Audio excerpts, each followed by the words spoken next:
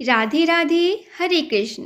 आइए रोज की तरह हम सुनते हैं सीता नित्यनेम की कथा। यह कहानी सीता माता कहती थी और श्री राम इसे सुना करते थे। एक दिन श्री राम भगवान को किसी काम के लिए बाहर जाना पड़ गया तो सीता माता कहने लगी कि भगवान मेरा तो 12 वर्ष का नित्यनेम है। अब आप बाहर जाएंगे तो मैं अपनी कहानी किसे सुनाऊंगी। श्री राम ने कहा कि तुम कुएं की पाल पर जाकर बैठ जाना और वहाँ जो औरतें पानी भरने आएंगी उन्हें अपनी कहानी सुना देना। सीता माता कुएं की पाल पर जाकर बैठ जाती हैं। एक स्त्री आई, उसने रेशम की जड़ी की साड़ी पहन रखी और सोने का घड़ा ले रखा था। सीता माता उसे देखकर कहती कि बहन मेरा 12 वर्ष का नितनेम सुन लो। पर वह स्त्री बोली कि मैं तुम्हारा नितनेम सुनूंगी तो मुझे घर जाने में देर हो जाएगी और मेरी सास मुझसे लड़ेगी। उसने कहानी नहीं सुनी और चली गई। उसकी रेशम जड़ी की साड़ी फट गई, सोने का घड़ा मिट्टी के घड़े में बदल गया। सास ने देखा तो पूछा कि ये किस का दोष अपने सिर पर लेकर आई है। बहू ने कहा कि कुएं पर एक औरत बैठी थी, उसने कहानी सुनने के लिए कहा लेकिन मैंने उसकी कहानी नहीं सुनी जिसका यह मुझे फल मिला है। बहू की बात सुनकर अगले दिन वही साड़ी और घड़ा लेकर सास कुएं की पाल पर गई। सास को वही माता सीता बैठी मिली तो माता सीता ने कहा कि बहन मेरी कहानी सुन ले। सास बोली कि एक बार छोड़, मैं तो 4 बार कहानी सुन लूँगी। राम आए लक्ष्मण आए, देश के पुजारी आए, नित्य नेम का नेम लाए। आओ राम बैठो राम, तपी रसोई जीमो राम, माखन मिश्री खाओ राम, दूध बतासा पियो राम, सूत के पल का मोठो राम। श्री राम जय जय राम। कहानी सुनकर सास बोली कि कहानी तो बहुत अच्छी है। सास ने कहा कि ठीक है, इस कहानी को रोज कहा करेंगे। अब सास बहू रोज सवेरे उठती, नहाती धोती और पूजा करने के बाद नितनेम की सीता की कहानी कहती। एक दिन उनके यहाँ एक पड़ोस की औरत आई और बोली कि बहन जरा सी आँच देना। तो वह बोली कि आँच तो अभी हमने जलाई ही नहीं। पड़ोसन ने कहा कि तुम सुबह 4 बजे से उठकर क्या कर रही हो फिर। उन्होंने कहा कि सुबह उठकर हम पूजा करते हैं, फिर सीता माता की नितनेम की कहानी कहते हैं। पड़ोसन ने उनकी बात सुनकर फिर कहा कि सीता माता की कहानी कहने से तुम्हें क्या मिलेगा। वे बोली कि इनकी कहानी कहने से घर में भंडार भर जाते हैं, सारे काम सिद्ध होते हैं, मन की इच्छा भी पूरी होती है। पड़ोसन कहती है कि बहन ऐसी कहानी तो मुझे भी सुना दो। फिर वह बोली कि ठीक है, तुम भी यह कहानी सुन लो। राम आए लक्ष्मण आए, देश के पुजारी आए, नित्य नेम का नेम लाए। राम तपी रसोई जियो राम, माखन मिश्री खाओ राम, दूध बतासा पियो राम, सूत के पल का मोठो राम।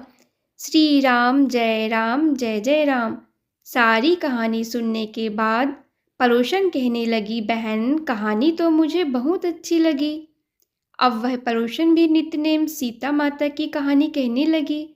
कहानी कहने से सीता माता ने पड़ोसन के भी भंडार भर दिए। हे सीता माता, जैसे आपने उनके भंडार भरे वैसे ही आप हमारे भी भंडार भरना, कहानी सुनने वाले के भी और कहानी कहने वाले के भी। अब हम सुनेंगे माघ मास कथा का 12वां अध्याय। यमदूत कहने लगा कि जो प्रसंगवश भी एकादशी के व्रत को करता है वह दुखों को प्राप्त नहीं होता।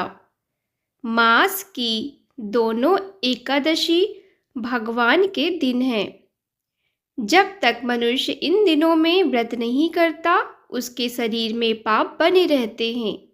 हजारों अश्वमेध, सैकड़ों वाजपेयी यज्ञ एकादशी व्रत की 16वीं कला के बराबर भी नहीं है। एकादशी के दिन व्रत करने से 11 इंद्रियों से किए गए पाप नष्ट हो जाते हैं। गंगा, गया, काशी, पुष्कर, कुरुक्षेत्र, यमुना, चंद्रभागा कोई भी एकादशी के तुल्य नहीं है। इस दिन व्रत करके मनुष्य अनायास ही वैकुंठ लोक को प्राप्त होता है। एकादशी को व्रत और रात्रि जागरण करने से माता पिता और स्त्री के कुल की 10-10 पीढ़ियां उद्धार पाती हैं और वह पीतांबरधारी होकर भगवान के निकट रहते हैं। बाल, युवा और वृद्ध सब तथा पापी भी व्रत करने से नरक में नहीं जाते। यमदूत कहते हैं कि वेश्य में सूक्ष्म में तुम में नरक से बचने का धर्म कहता हूँ।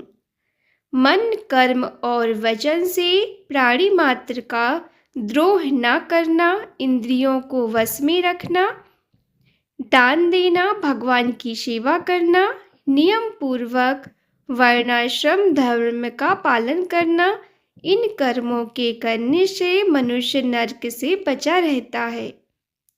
स्वर्ग प्राप्त करने की इच्छा से मनुष्य गरीब भी हो तो जूता, छतरी, अन्न, धन, जल कुछ न कुछ दान देता रहे। दान देने वाला मनुष्य कभी यम की यातना को नहीं भोगता तथा दीर्घ आयु और धनी होता है। बहुत कहने से ही क्या अधर्म से ही मनुष्य बुरी गति को प्राप्त होता है। मनुष्य सदैव धर्म के कार्यों से ही स्वर्ग को प्राप्त कर सकता है। इसलिए बाल्यावस्था से ही धर्म के कार्यों का अभ्यास करना चाहिए। हरे कृष्ण। अब आप सुनेंगे लप्सी और तपसी की कथा, जो हर व्रत कथा के साथ पढ़ी और सुनी जाती है। और इसके बाद आप सुनेंगे भागवत जी की आरती। एक लप्सी था, एक तपसी था। तपसी हमेशा भगवान की तपस्या में लीन रहता था। लप्सी रोजाना 1.25 सेर की लप्सी बनाकर भगवान का भोग लगाकर जीम लेता था। एक दिन दोनों लड़ने लगे। तपसी बोला, मैं रोज भगवान की तपस्या करता हूँ, इसलिए मैं बड़ा हूँ। लप्सी बोला, मैं रोज भगवान को 1.25 सेर लप्सी का भोग लगाता हूँ, इसलिए मैं बड़ा हूँ। नारद जी वहाँ से गुजर रहे थे। दोनों को लड़ता देखकर उसने पूछा कि तुम क्यों लड़ रहे हो? तो तपसी ने खुद के बड़ा होने का कारण बताया और लप्सी ने अपने बड़ा होने का कारण बताया। नारद जी बोले, तुम्हारा फैसला मैं कर देता हूँ। दूसरे दिन लप्सी और तपसी नहाकर अपनी रोज की भक्ति करने आए तो नारद जी ने छुपकर 1.25 करोड़ की एक एक अंगूठी उन दोनों के आगे रख दी। तपसी की नज़र जब अंगूठी पर पड़ी तो उसने चुपचाप अंगूठी उठाकर अपने पैरों के नीचे दबा ली। तपसी की नज़र अंगूठी पर पड़ी लेकिन उसने ध्यान नहीं दिया। भगवान को भोग लगाकर लापसी खाने लगा। नारद जी सामने आए तो दोनों ने पूछा कि हम दोनों में से कौन बड़ा है? तो नारद जी ने तपसी से खड़ा होने को कहा। वो खड़ा हुआ तो उसके नीचे दबी अंगूठी दिखाई पड़ी। नारद जी ने तपसी से कहा, तपस्या करने के बाद भी तुम्हारी चोरी करने की आदत नहीं गई, इसलिए लप्सी बड़ा है और तुम्हें तुम्हारी तपस्या का कोई फल भी नहीं मिलेगा। तपसी शर्मिंदा होकर माफ़ी मांगने लगा। उसने नारद जी से पूछा, मुझे मेरी तपस्या का फल कैसे मिलेगा? नारद जी ने कहा, यदि कोई गाय और कुत्ते की रोटी नहीं बनाएगा तो फल तुझे मिलेगा। यदि कोई ब्राह्मण को भोजन करवाकर दक्षिणा नहीं देगा तो फल तुझे मिलेगा। यदि कोई साड़ी के साथ ब्लाउज नहीं देगा तो फल तुझे मिलेगा। यदि कोई दिए से दिया जलाएगा तो फल तुझे मिलेगा। यदि कोई सारी कहानी सुने लेकिन तुम्हारी कहानी नहीं सुनेगा तो फल तुझे मिलेगा। उसी दिन से हर व्रत कथा कहानी के साथ लप्सी तपसी की यह कहानी भी सुनी और कही जाती है। पे सुने। श्रीमद् भागवत भगवान की है आरती, पापियों को पाप से है तारती। श्रीमद् भागवत भगवान की है आरती, पापियों को पाप से है तारती।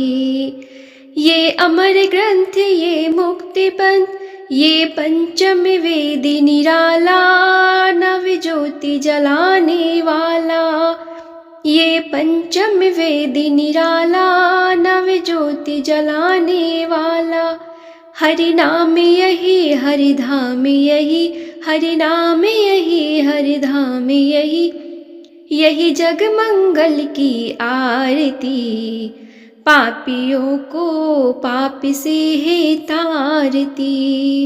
श्रीमद् भागवत भगवान की है आरती, पापियों को पाप से है तारती।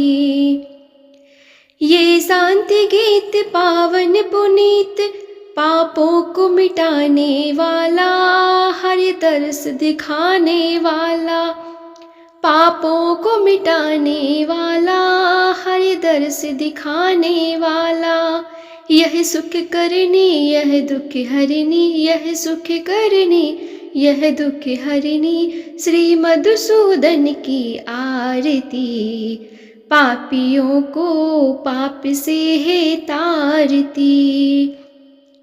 श्रीमद् भागवत भगवान की है आरती, पापियों को पाप से है तारती। ये मधुर बोल जग फंद खोल, सन्मार्ग दिखाने वाला, बिगड़ी को बनाने वाला। सन्मार्ग दिखाने वाला, बिगड़ी को बनाने वाला। श्री राम यही घनश्याम यही, श्री राम यही घनश्याम यही, यही प्रभु की महिमा की आरती। पापियों को पाप से है तारती। श्रीमद् भागवत भगवान की है आरती, पापियों को पाप से है तारती।